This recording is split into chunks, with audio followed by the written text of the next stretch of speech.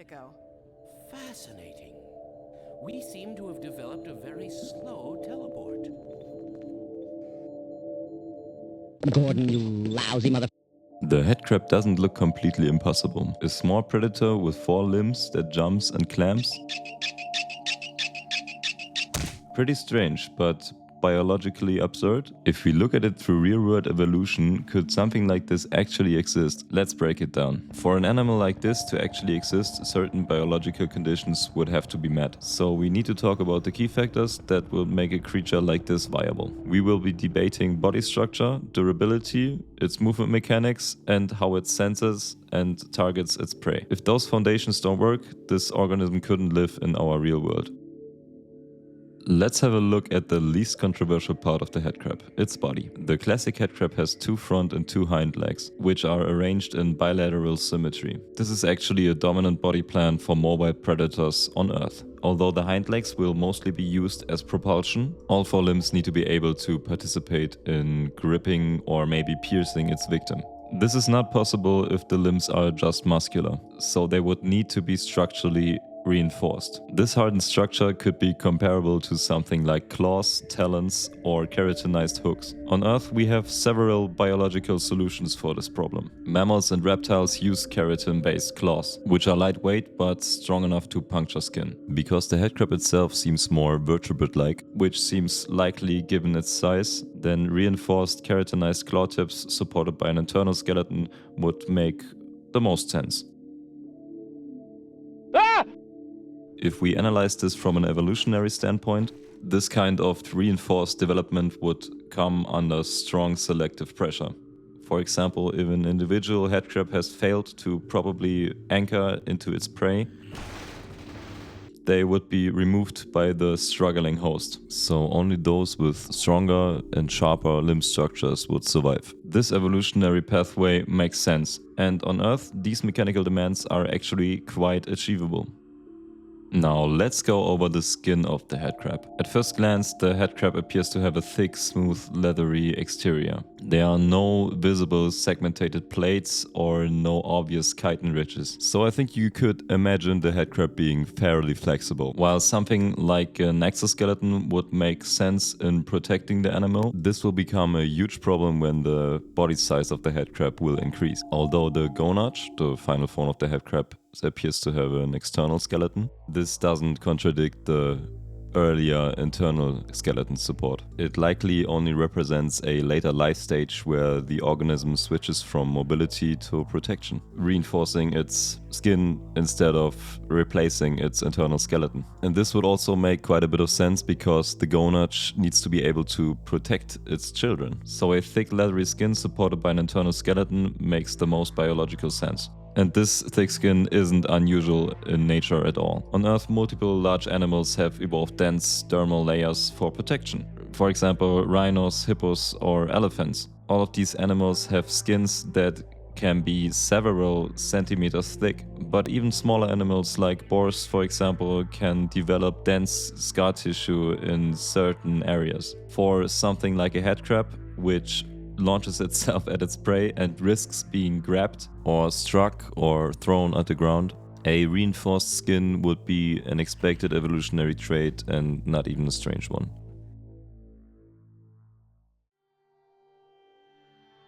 Now we need to talk about the most disturbing part of its anatomy, the large opening on its underside. The headcrab has a large ventral cavity. On the first side, it looks like a giant mouth-like opening, and this opening is able to encapsulate the victim's head once it attaches to its prey. Although it's not visible in the 3D model of the headcrab probably has some form of beak or piercing structure designed to penetrate the skull of a human prey. Anatomically speaking, this is actually quite interesting. In nature, large ventral attachments or cavities aren't really unheard of. Lampreys, for example, use a suction-like mouth lined with teeth to be able to attach to other fish. Even cephalopods have powerful beak-like structures hidden inside their soft tissue. So neither the cavity or the beak-like structure is something that would be impossible in our real world. But we have another challenge, and that's the penetration of the human skull. For that, the headcrab would need to have extremely high bite force, or the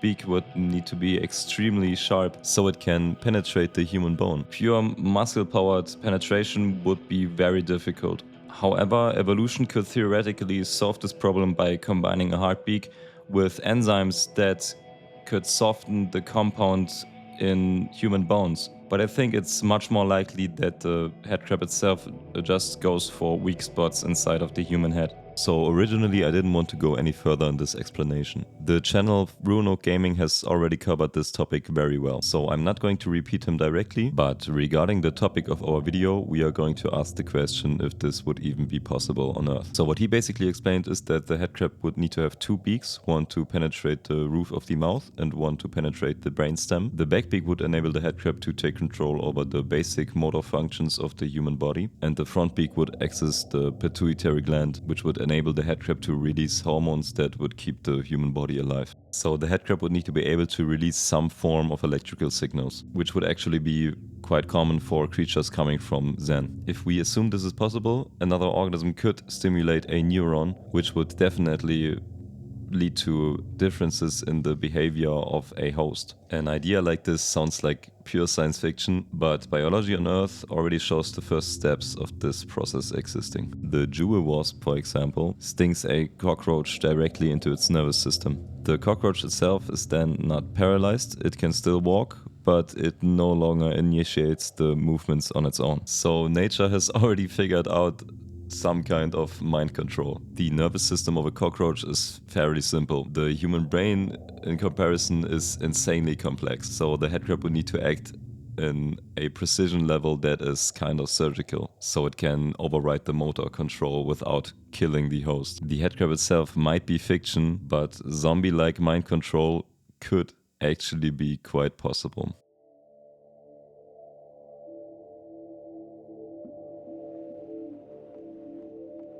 The thick skin of the headcrab provides some protection, but this comes at a cost. A thicker skin means more mass, more energy required to move, and reduced flexibility. If the headcrab invests too heavy in its armor, it sacrifices mobility. So in evolution, trade-offs are often fairly balanced. The resolution we can take out of this is that the skin can't be too thick, or else it can't leap effectively. But the skin can't be too thin because inside of the game's universe, the headcrab can at least take some damage. So I think this ties in with the game itself, because in the game it's not really that invulnerable, but it still takes a little bit of a beating. We could argue that the headcrab inside of the game shouldn't be able to survive even one bullet hit, because at that scale of an animal, the bullet wouldn't just hit one spot. The bullet would pass through a large percentage of its body. A bullet would create a permanent wound channel and shockwaves through the surrounding tissue. In an animal as compact as the headcrab, this would mean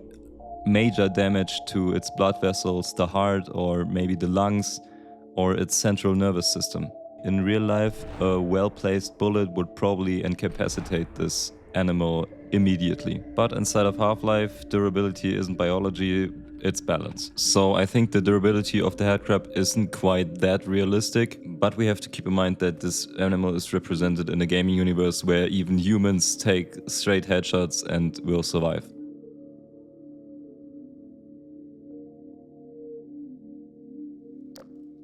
Let's have a look at the movement of the headcrab. When the classic headcrab isn't attacking, it moves rather slowly and more in a creeping rather than a sprinting motion. This also makes biological sense. Animals that rely on explosive movement often conserve their energy when they are idle, because rapid acceleration is, metabolically speaking, very expensive. When it attacks its prey, it launches itself forward with a sudden explosive acceleration. Inside of the game, this kind of movement looks a bit exaggerated, but biomechanically, this is actually believable. If we assume that the headcrab's body mass is between 3 and 5 kilograms, that's roughly a cat-sized animal. And at that scale, explosive jumps are completely realistic. Cats can leap multiple times of their body length. But also foxes can launch themselves vertically with high precision. But something that we have to keep in mind is that muscles alone don't create this kind of explosive power. Real-world jumping animals utilize elastic recoil to achieve this explosive movement. To be capable of that, the muscles have to contract slowly and store energy in the body's tendons. And those tendons act like springs, and when they are released, the stored energy converts instantly into kinetic force, much like a spring. So we have to assume that the headcrab has at least some kind of tendons. Inside of the game, the headcrab doesn't really have a charge-up animation when it starts attacking you. But I also don't think that a visible charge-up is required for an animal to be able to move like that. When the headcrab launches itself, the front limbs would probably act as some kind of mid-air stabilization method, which would immediately translate into clamping upon impact. So I think we can assume that the headcrab's movement is quite realistic. But one real limitation we have is the accuracy. And this is something that we are going to talk about in the next section. Let's talk about how the headcrab would see its prey. For this, we have to take a look at the eyes, or maybe the lack of them. The headcrab doesn't have any clearly visible eyes, at least none that resemble the forward-facing predator eyes we are used to seeing in the real world. But that doesn't have to mean the headcrab is blind. In the real-world nature, vision comes in many different forms. Not all eyes are large, exposed spheres. Some animals have recessed optical pits, others have light-sensitive cells embedded beneath their transparent skin, and some animals rely very little on vision at all. And here we could find multiple plausible explanations. The headcrab could have small, deeply set eyes protected underneath folds of its skin. This would actually make quite a bit of sense, because when the headcrab itself launches into its prey at high speed, large eyes that aren't protected by skin would be very vulnerable. But I think there are some other options that we can have a look at that appear much more likely than the traditional eyes we are used to. The most likely solution nature has is heat detection. On Earth, snakes use a pretty similar system. They have pit organs to sense infrared radiation from warm-blooded animals. And a head-seeking predator would benefit enormously from thermal targeting. Further than that, the headcrab could detect vibrations through the ground, like spiders, or changes in air pressure and movement. Chemoreception is also a very strong possibility. This basically would mean that the animal could sense CO2 changes in the air created by other breathing animals. And because humans exhale warm carbon dioxide-rich air, which is actually very detectable, a creature that evolved to target heads could follow this signal pretty well. So the absence of visible eyes isn't a real biological problem. In fact, for a parasite that needs durability and impact resistance, minimizing exposed sensory organs would be advantageous. The real question, however, is how precise that targeting system could realistically be.